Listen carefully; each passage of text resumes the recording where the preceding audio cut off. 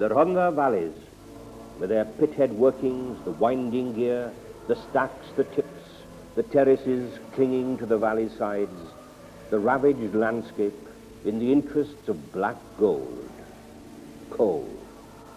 And during the second half of the 19th century, Rhondda becomes the steam coal center of the world and converts the valleys into a vast black Klondike. Valleys once described as untamably wild and romantic as anything that can be conceived, and where nature reigned in stern and unbroken silence.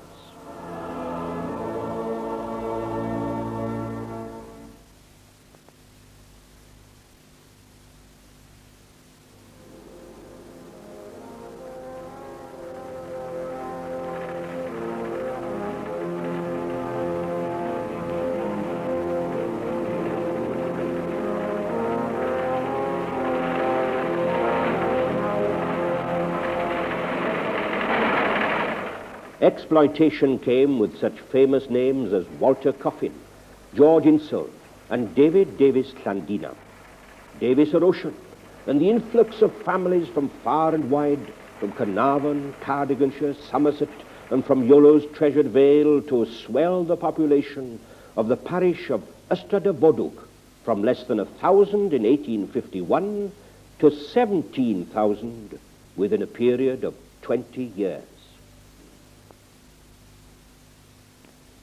There evolved a new social order, people who were brutalized by the harshness of life, by the long hours of work and dangerous working conditions, manifesting itself in a riffraff element, the Rodneys, pobl y byd. But there was another element in society, people who cherished traditions and values with a chapel as the focal point, Eisteddfodau, choirs, evening classes, pobl y capel. But this was also a radical element. And after chapel on a Sunday night, the Gospel of Marx was preached by Noah Ablett, Arthur Horner, and Cook, and listened to with enthusiasm. The Institute in Office Street, Cummer, with its library, was a magnet for people thirsting for knowledge. A chairman of the library committee and a deacon at the nearby chapel took along his grandson, Evan David Lewis.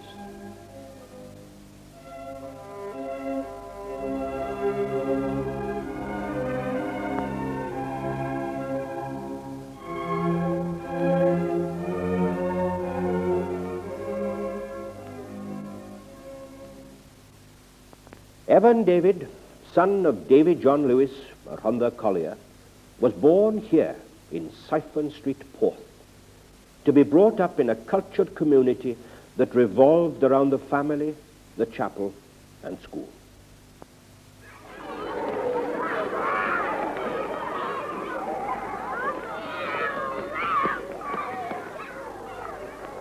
Islwyn School, Porth, 1918.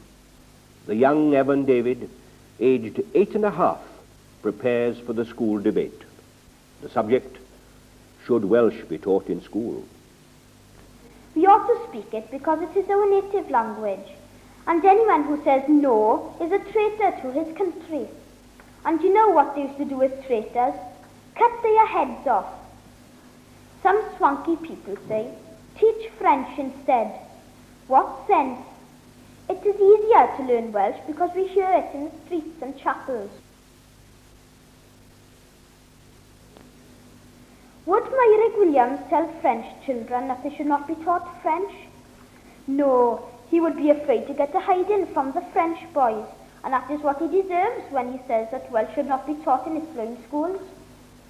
He ought to pack up and go to England to live. I have heard that in the county school, in Latin and French, the best are Welsh boys. Common sense therefore says, Welsh must be taught. Off to Porth County, where French was taught. They also taught history, and the young pupil was inspired by his teacher, Pew Parry. Encouraged by his enlightened father and mother, Evan David became a student at Cardiff University College. At this time, a young girl from the Amman Valley came to teach Welsh at Porth Grammar, Miss Mattie Rees. Well, I remember many years ago, I hadn't been out of Aberystwyth College long, when I was offered a post in Porth Girls' County School. I had never been to Rhondda and I was looking forward to it.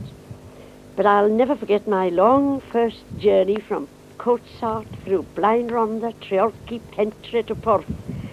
And the high hills and the black hills closed upon me. I thought, oh dear, I'd like to be back in Ammanford now. Tymor hiraeth. But very soon I was very, very happy indeed in Porth, because for the first couple of weeks I was allowed to stay with a member of staff. But they looked for lodgings for me in the same street, and my landlady approached a Mrs. Lewis and asked her whether she'd like to take me in, but as she was reluctant, she was so busy. She had a boy, Evan David, in Cardiff, travelling to college every day. She had a young baby, Nana, who is now married to Professor Graham Rees Aberystwyth, and her husband went down to the mine every day. She said, I'm very busy, but I don't know, now I'll let you know in a few days. And then it struck her, it would be a very good idea if I came to live with them, it would help the boy, Evan David, to speak Welsh. You see, Porth was very anglicised those days. Practically every other person you met spoke English, even if they were Welsh-speaking, they always turned to English. I was very surprised when I got there. It was gradually anglicising in those days in the mid-20s. Well, when I came to the Lewis's home, I was very happy indeed. Working-class home, such lovely people. They gave me a really warm welcome, great hospitality in the Rhondda. Everybody, in fact, is hospitable. They'd ask you in chapel to go out to tea or to supper. I've never met such kind people.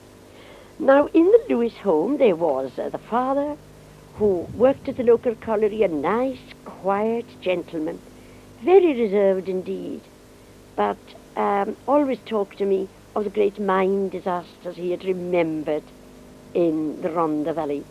And then there was Mrs. Lewis, a bright, lively woman, very happy, very, very busy. She worked very hard from morning to night, but what a happy woman. And what a welcome she gave me. She made me quite at home, really. A lovely cook. I shall never forget my Sunday dinners. They were a pleasure to have. Of course, I stayed the weekends. I really couldn't afford, to travel back and forth from the Rhondda to Ammanford.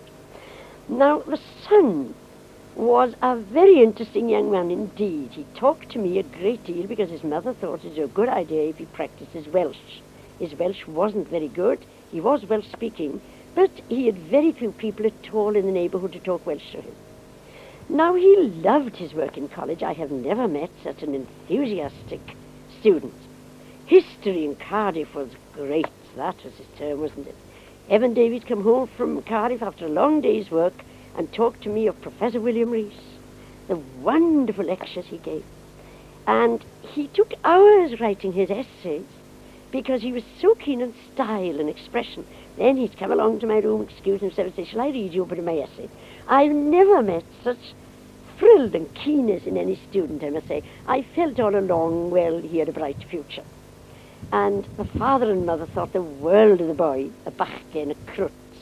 Ivan Davy, well, they lived for him in his success. And he was a success. In no time he came home and told us that he had a first-class honours history and the prize for the year, the William Rees Prize. And now the future was clear before him. But, of course, it wasn't only work. I tell you what his other hobbies were, his other interests. Music. He loved the piano. Sat hours at the piano, playing songs, playing hymns particularly. He loved some new hymns. I remember about that time, we heard for the first time of that hymn, Rhys. Throw him to heath, now we'll beat him down. Oh, he had a tolerable good voice. And he'd play the piano and sing Rhys, throw him to heath, with gusto. Religion, you see, was very close to the heart of the Rhondda people. They were chapel-going people, and Evan Davy went with the family to chapel regularly. And then Nana, the baby, well, I just watched her grow, I don't know. But the mother often told me, Nana shall not go to school and do senior and higher like the boy. No, he said, I think I'll send her to Lewis at Swansea, he said, to serve in the shop. because, of course, she had heard so much of education from E.D., we called him, or Evan Davy. But I found them a lovely family, most cultured, working-class family, but they were proud of the boy, and really he was worth being proud about because he was such a good student when I was there many years ago. Gowerton Grammar School, 1931. His first appointment, history master. One of his pupils at the time is the present headmaster of Ystalyfera, William John Harris. It was in September 1937 that I first met Dr. E.D. Lewis, and the place was Gowerton Boys Grammar School.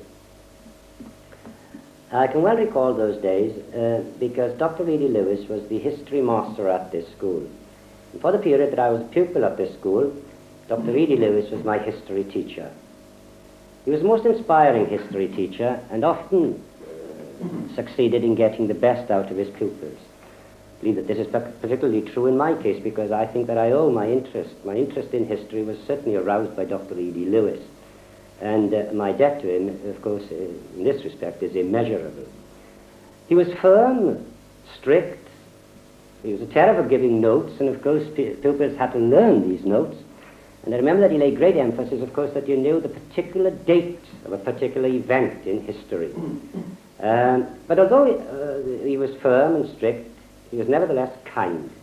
And of course, in studying, when one went on to study history in Form 5 and Form 6, of course, it was there perhaps that one realized such a great history teacher Dr. E.D. Lewis was. And I'm sure that I'm voicing the opinion of many of my pupils when I say that it was no surprise to us to find that he eventually left the boys' grammar school at Gowerton and became headmaster of Ystalyfera Grammar School. And I must say that I'm very proud to follow in his footsteps, because it is in this latter school, Ystalyfera School, that I now am headmaster. It was while Evan David Lewis was teaching at Gowerton that he completed his researches for the degree of Master of Arts. And for this, he was awarded the Prince Llewellyn ap Griffith Prize and Medal of the University of Wales. But it wasn't all work for the young historian, for he had by this time met an attractive young lady called Dulcie Mary Smith. When I was in Form 4, you see, and as always, he was hopeless in maths. And so he used to ask me at the end of term to add up his register, and I think that started from there, you see. Yes, I did my history quite reasonably well, with great enthusiasm, shall we say. Yeah. But we never sort of met each other until I'd left Col here.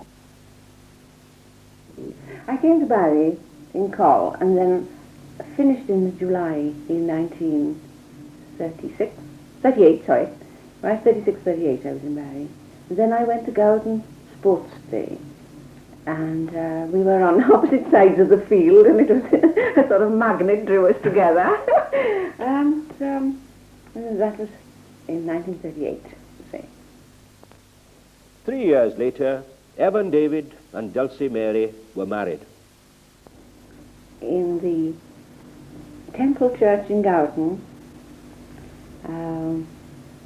it was a very hot summer's day, June the 2nd. Of course, don't forget it was wartime.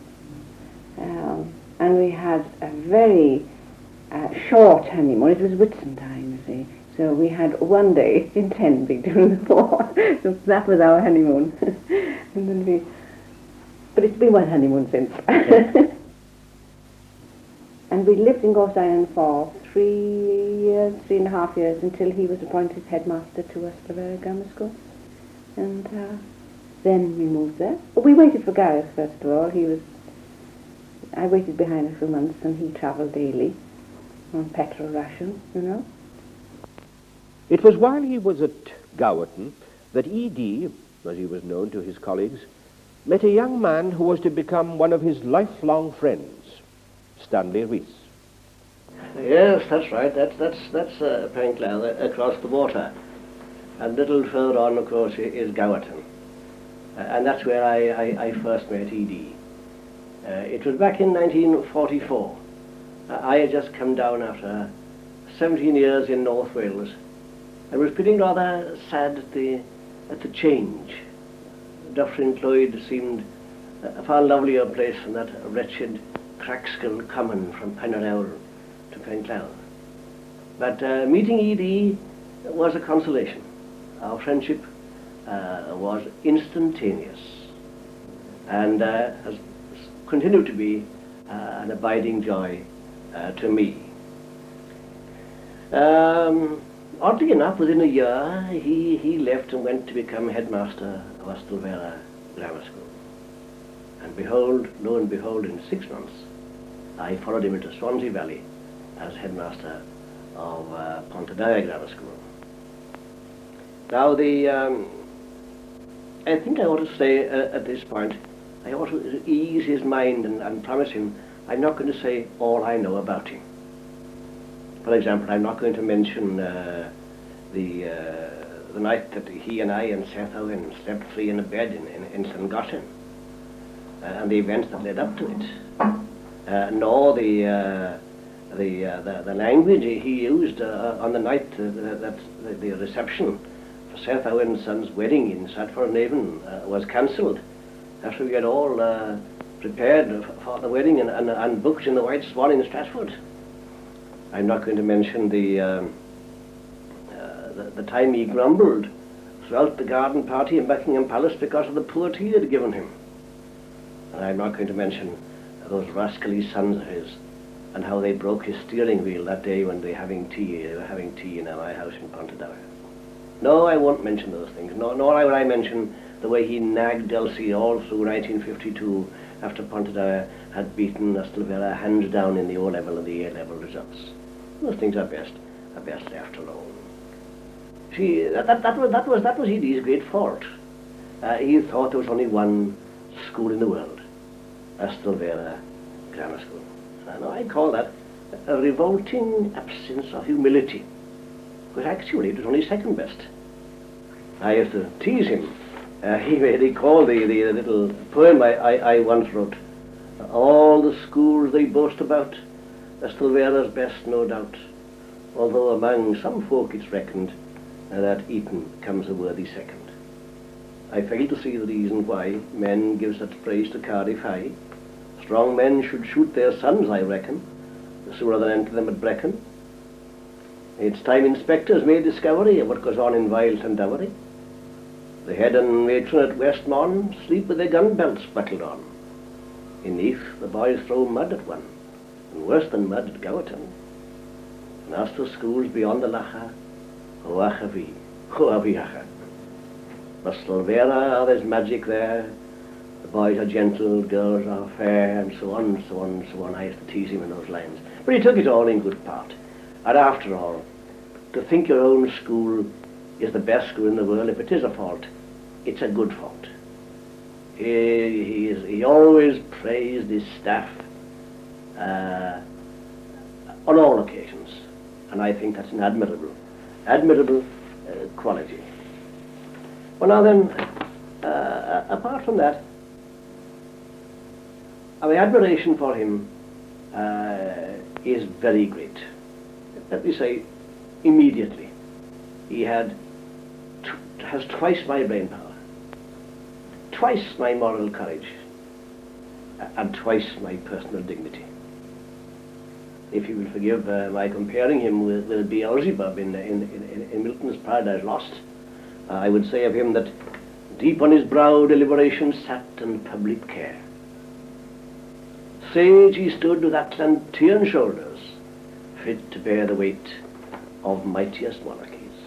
Yes, he was a deeply serious man, a first-rate schoolmaster, a great disciplinarian. He was indeed an educational statesman, and whenever he spoke at the meetings of the Welsh Secondary School Association, his words earned the respect of all his listeners. Occasionally his manner could be a little bit, how shall I put it, I won't say overbearing, but he had a tendency to speak in epigrams, uttered in short, clipped, cogent tones. I can remember him saying, competition is the catapult of human effort. There are no such things as liberal or illiberal subjects, only liberal and illiberal ways of teaching them. And he said these as if they were paper pronouncements. And often after he'd gone away, I could give a good answer, but it was too late then. See, that was his strength. He believed in things, and he said them with conviction. He was a strong man, spiritually. And I found him, personally, very often, a sort of spiritual brazier. He gave me uplift when my spirits were sagging. Alas, he wasn't quite so strong physically. He worked like a slave, never let up. It wasn't like, you couldn't be said of him what President Truman once said of an adjudicator who had given his daughter only second prize in the singing competition. And in anger, Truman said of the adjudicator, this is a 2-ulcer man in a 5-ulcer job. Oh no, Edie was a 5-ulcer man in a 5-ulcer job. He never spared himself. Ystalyfera Grammar School, 1945. And Mr. Evan David Lewis, M.A., is appointed to succeed B.T. Jones as headmaster.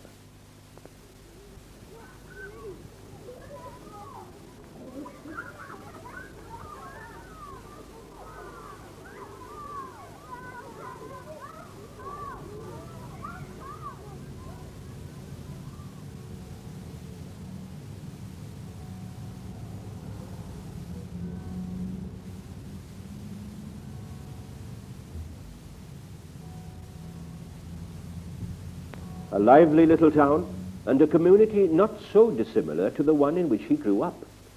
A place which had 2 brass bands and a cultured society.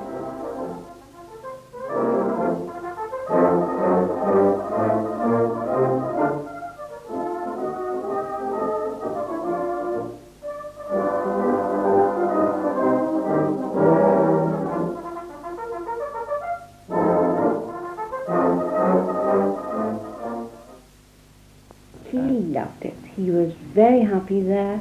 I mean, if he was happy, we were all happy. But in any case, he was doing his research, and he didn't know he had children until they were about 10. Then one day he said, well, now whose are these, you know? He loved it. He was very happy there. The people were very, very educationally minded, you know. We had the parents of the children, the colliers, come in. They would sort of lose a turn to make sure that their child was right, you know, that any consultation whatsoever. They were very, very much educationally minded, and we enjoyed it very much. But I thought we were there for keeps, you know, and I would have been quite happy there. Yes, this school was E.D.'s school. One of the school governors, who was later to become chairman of the governing body, is Alderman Brinley Richards. The tablet you have just seen commemorates the opening of extensions to the Ystalyfera Grammar School. As you've seen, this was done in 1959. Now, any extension or addition to the Ystalyfera Grammar School made Dr. Lewis very happy. I was privileged to come close to Dr. Lewis when I was appointed a member of the governing body in 1955, and then closer still when I was appointed chairman of the governors in 1958. Dr. Lewis was a strict disciplinarian. He demanded loyalty, but in return he showed a wonderful example to his pupils and indeed his staff by the loyalty which he showed to the authority that employed him, that is the Glamorgan Education Authority. At any time, it struck me that Dr. Lewis had a wonderful human approach to the problems of young people. And I would say that during his period as headmaster, the school reached its highest point in academic achievement. And during his period as headmaster, I would say that this period, more than any other period in the lifetime of the school, enhanced the wonderful tradition of the Ystalyfera Grammar School. It wasn't long after Mr. E.D. Lewis had come to Ystalyfera that his sister, Nan, was married to a Mr. Graham Rees, who was later to become Professor of Economics at Swansea University College and now occupies the chair at Aber. Greetings from Aberystwyth. This is my date. On going to meet my prospective brother-in-law for the very first time, and that was as far back as 1948 now, I was filled with trepidation. I really didn't know how I was going to cope with this tough, successful headmaster whom I'd heard about quite a bit even before I met him. Even though I used to remind him, of course, that we at Neath Grammar School used regularly to make mincemeat of the Ystalyfera Grammar School on the rugby field. But I needn't have worried, because within a very short space of time, I managed to demonstrate a rudimentary ability to handle complicated implements, such as hammers, mend fuses, and so on. And the result of this was that my people-in-law were so impressed by this comparison between myself and my brother-in-law that I absolutely swept the boards, really. And I was equally staggered, in fact, because my father's favorite description of me was lletwyth, which being translated means awkward. So there were times, really, when I must confess that I wondered whether E.D. was really putting one over on me and that he was having a secret last laugh about all this. My suspicions were really aroused by his staggering ineptitude at performing simple feats with a hammer and other implements of that sort. And I remember wondering, could anybody be so bad? But having been out with him in his car one day, I quickly decided that he wasn't charming, after all. And the car, incidentally, became something of an ancient monument in the end. It was a 1934 Standard 9, TG 8144, as I well remember. It was already 14 years old when I first encountered it, and my brother-in-law kept it over a total period of 20 years. And even now, when I meet old Gowatonians, within a minute or two, they bring up the subject of this car, TG, and ask whether E.D. still runs the Standard 9. And I suspect that he's still grieving after it, really. Well, in view of E.D.'s public reputation as a man undeniably in charge of whatever he's been appointed to run, it may surprise some that within the family anyway, he is relentlessly teased, but he takes it all with unfailing good humor. You'll have guessed already from what I've said that he was never much of a hand at pinning up babies' nappies and growing cabbage and so on. And he's always been most ready to confess his shortcomings in this respect, and even readier, of course, to accept a hand in performing these operations. But when it comes to matters of professional concern, I never remember my brother-in-law willing to accept second best, either from himself or from any of those around him. E.D. will have always read the notable cognate publications relating to his field, and sometimes very far removed from his field also, almost before the reviews have appeared in the weeklies. And until I grew a special protective skin, I used to feel ashamed of the comparison between the acreage of reading which I used to manage to cover at any given time and that which he put into the week, generally. But even more remarkable is ED's meticulous coverage of every official report remotely connected with education.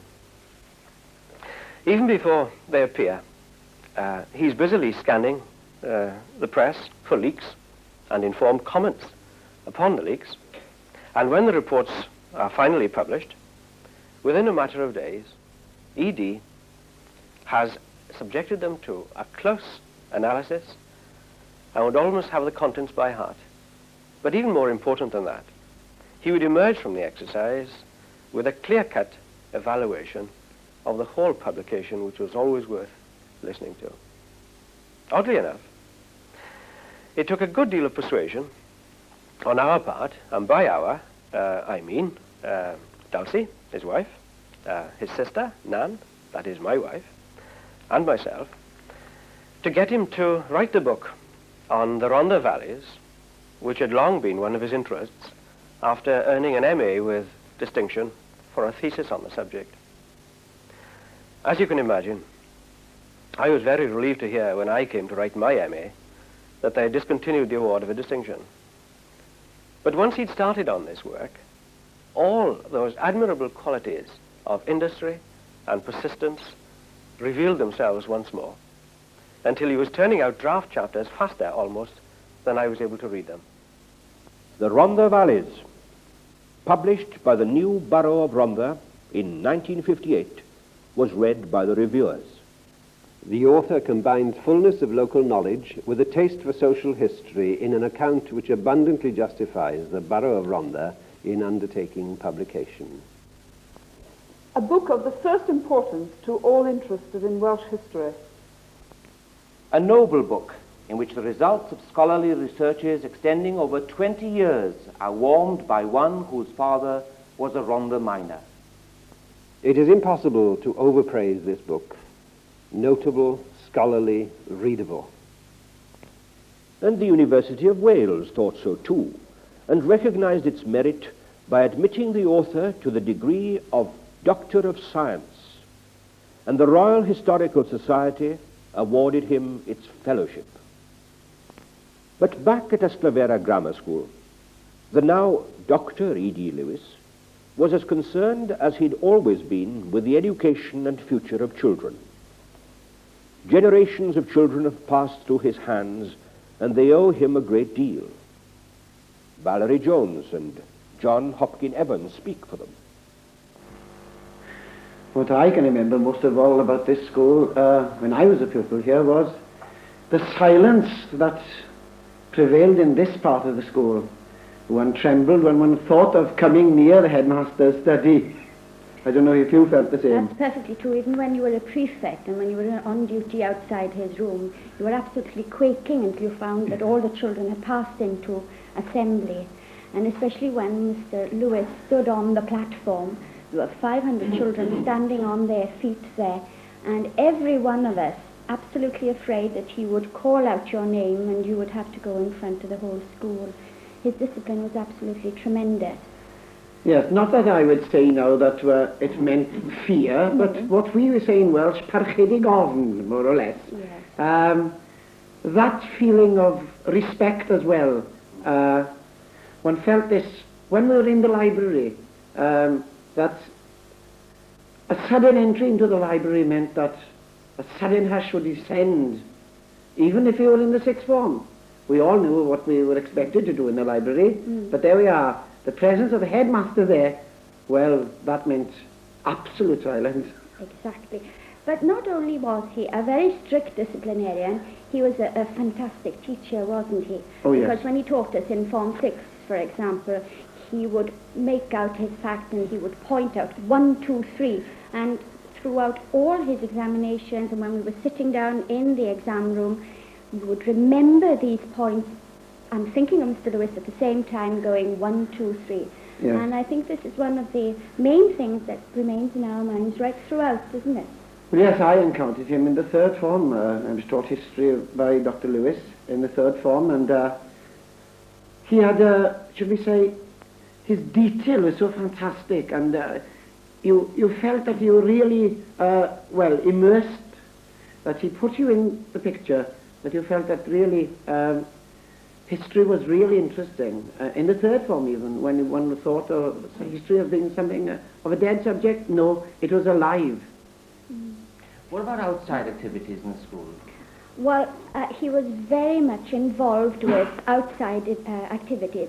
Not particularly. I shouldn't think he was particularly involved with sports and things like that. No. But what I liked about Mr. Lewis was the fact that perhaps my report wasn't all that bright and brilliant, where English and arithmetic and such subjects were in the question.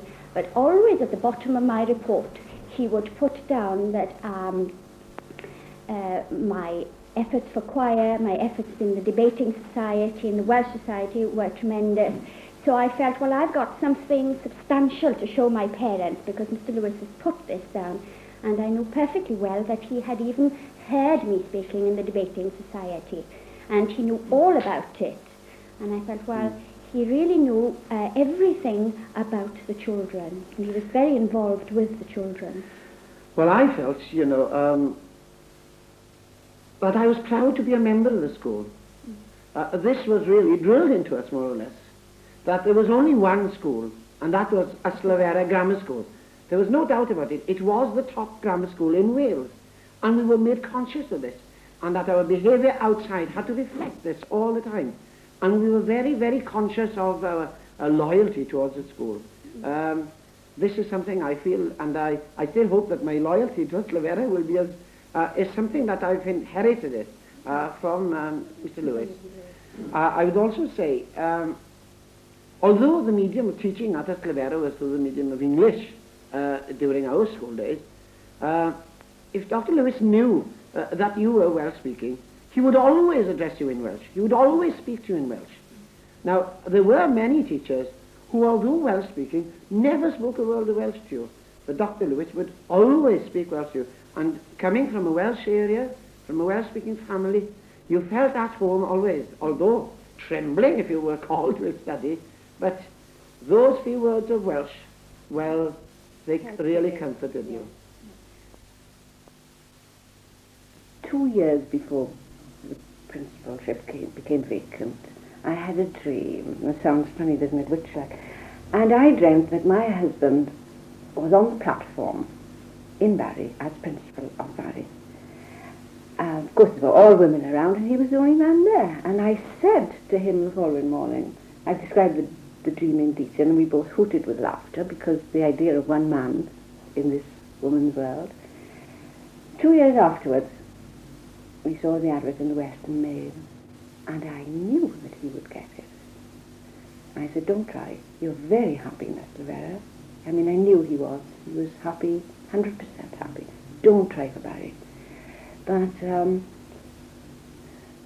challenge was too great, and he knew the odds were against him, so he decided to try. So I remember the day of the interview, I said, well, we're going to have a celebration tea. If you get it, it's your celebration. If you don't, it's mine. So that's how I felt about Barry, because I knew he was so happy in Ystalyfera. Yes, a man in very much a woman's world, as Miss Madge Hughes, later to become vice principal, and Miss Mary Oliver recall. I remember, Miss Oliver, the day when we knew who would be appointed to the principalship of this college, and we heard it was a man. Of course, we really expected it to be a man, it's true. What was your reaction? Well, what I can remember is that we were all agog to find out something about this headmaster of Ystalyfera. And Liz Morgan, who lived near Ystalyfera, yes, I do you remember we sent her off for the weekend to find out from the villagers or anybody something that she could, and she came back with terrible tales that he was a real tartar. I swear she made a lot of them up just to get us on pent off. I'm sure she did. Yes. But do you remember, we were quite apprehensive, nevertheless. We were a little concerned, weren't we? And do you remember then he came to see us, and Miss Howell had said that the new principal was going to meet all the staff, and we assembled in the present staff room, didn't we? Yes. No, it was that's right, the present one, not the old one, but our new staff room as it was the then. first part, the lower part of it, that's right. Of course, another thing that I can remember is the way in which Miss Powell had been concerned with all these buildings, and how she said, well, I've put everything ready now for the new principal. We've got our expansion to 450. Yeah. When you think of what's happened since, it's funny, isn't it, really? But, you know, the college changed tremendously, didn't it? But what I can remember is Dr. Lewis coming into this mixed college. We'd only just had the men, do you remember? One term. And they'd had a whale of a time. They'd been able to do anything they wanted to do. And then suddenly they had to start behaving themselves. That's right. There was certainly a double standard there, because Miss Powell expected all the women to go on as usual, but the men, she just didn't attempt to cope at all. No, that's right. But and another thing I can remember is Dr. Lewis going up to what is now the geography and science block, where all those new tutorial rooms were, and finding students in those tutorial rooms and wondering what they were doing there. And of course they were doing what they shouldn't be doing.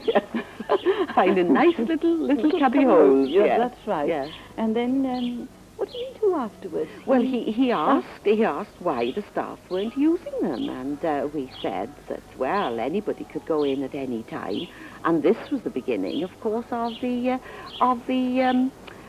locks. Because he said, right, if that's the situation, I'll see that that's done now. You shall have locks on those doors so that nobody can get in except yourselves. Yeah, the students, of course, they became very valuable then and have been ever since. And of course, another thing I think he found very strange, he lived, if you remember, in Volcano. He had a real taste of a residence, and he'd had all the doors taken off their hinges because of the noise. You remember that? Yes, I do. The men in their boots, and they were banging the doors at all times. Upstairs and downstairs. The new principal faced the challenge of expansion and change with determination. If a problem arises and it's difficult and it's been an unpleasant sort of half hour, that's the end of that. I mean, he wouldn't sort of bear any grudge or anything. That's the end of that always. Mrs. Dorothy Rees, Vice Chairman of the College Governors and a distinguished past student of the college, looks back over this period. I have a long association with the Barry College of Education, going over 50 years. But I would think that the most dramatic developments in the college have taken place in the last 10 or 11 years, during the period that Dr. Lewis has been the principal. I would think that as governors, and I am a member of the governing body, we have watched these developments with interest. I remember the day that Dr. Lewis was appointed. He was the first man to be appointed principal of this college, and I, as a woman and ex-student of this college, wondered what would happen. But undoubtedly, he has rendered very excellent service during his 11 years here. The college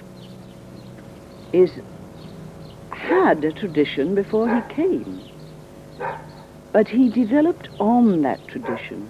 He didn't try to break the tradition, he developed on that tradition and introduced new ideas, more students. Of course, this was the period of advancement in teacher training. I think probably he was greatly influenced by his wife, who was also an old student at the college, from the college. And she herself, of course, took great interest in it through him. I am delighted now to pay a tribute to him on his retirement, his early retirement, which we all regret very much, because this college is going through another change in a year or so, and had him serving over that period of change, but it was not to be. And I'm sure that the governors wish him well in his retirement. We hope that he will recover his health and enjoy it. I'm glad to know that he and his family are staying in Barry because they have rendered service to Barry. I recall vividly the 2 years when we prepared for the Barry National Eisteddfod. We owed, as a committee, I was chairman of the executive committee, we owed so much to the staff of the college through the help and the direction of Dr. Lewis. Of course, he and I go to the same church, same chapel, and he is greatly respected in that chapel.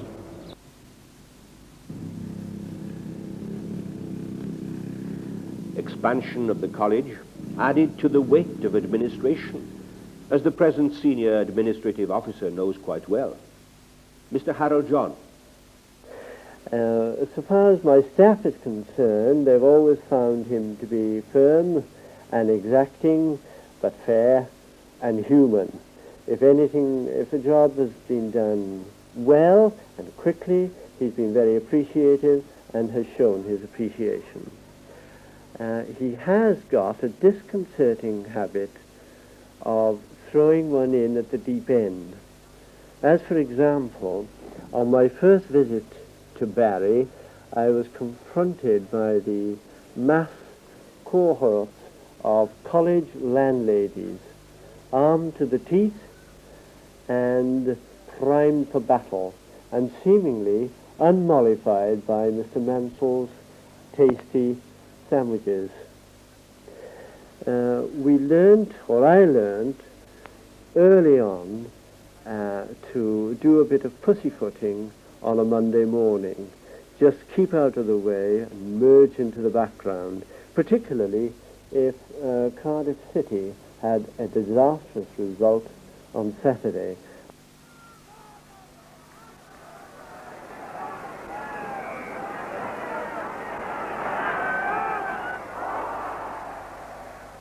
Admission people put forward by Barry, as usual, all accepted. I have never known a Barry... Back to the day-to-day running of the college.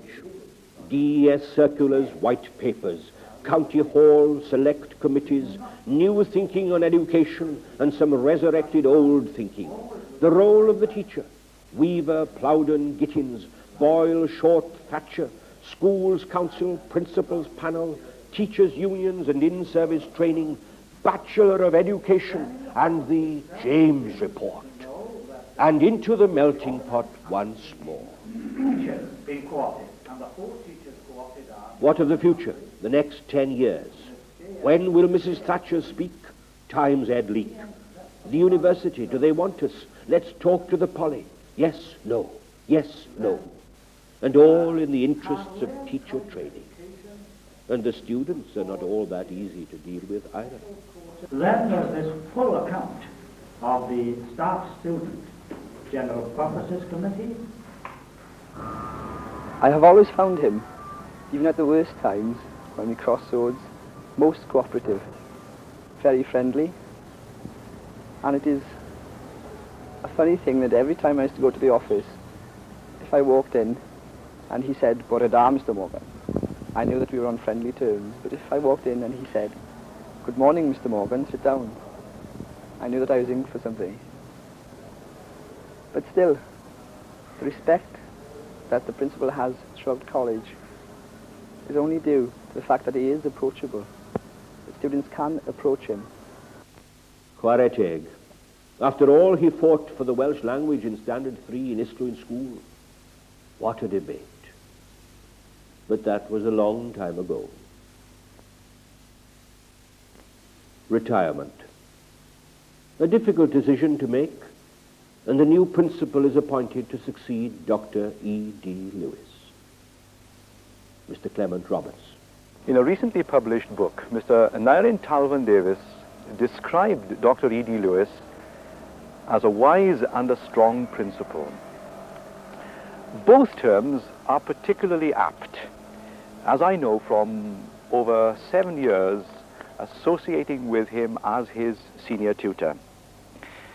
I'm not a historian, and consequently I have not been able to benefit in that respect from my working with Dr. Lewis. But how could anyone fail to benefit from the vast experience in education that has been his? Others have already spoken about his years as distinguished history teacher, lecturer, headmaster. And this wealth of experience I have been able to draw on. Or perhaps drawn is not the right word, because his advice has been readily given, sometimes with more than a note of correction in it.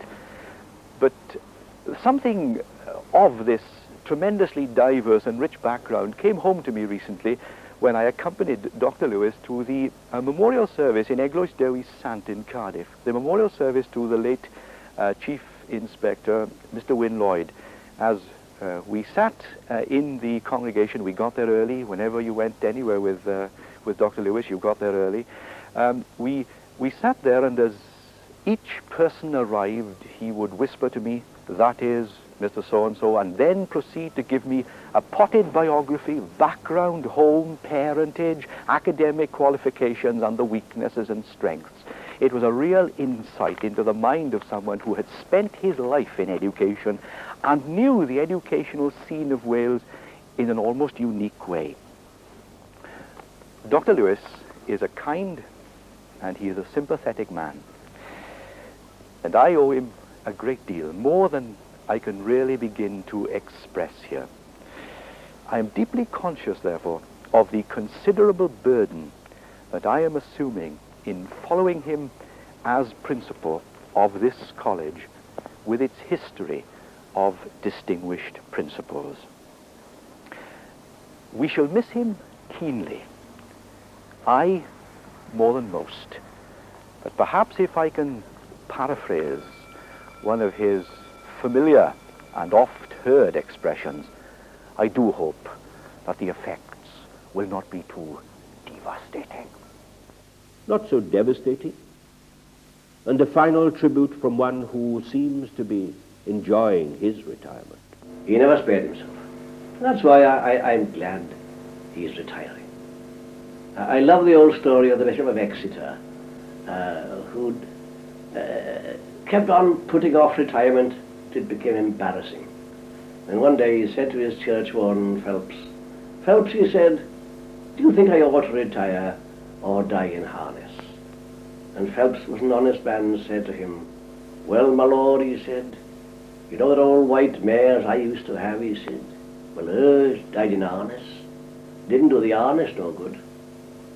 Well, now, if he had kept on, the harness wouldn't have suffered. But he would have. For he would never have lowered his standards and never spared himself. That is why I am glad he is joining me in retirement, and I wish him a long and a happy and a fruitful retirement, to him and to Dulcie and his family."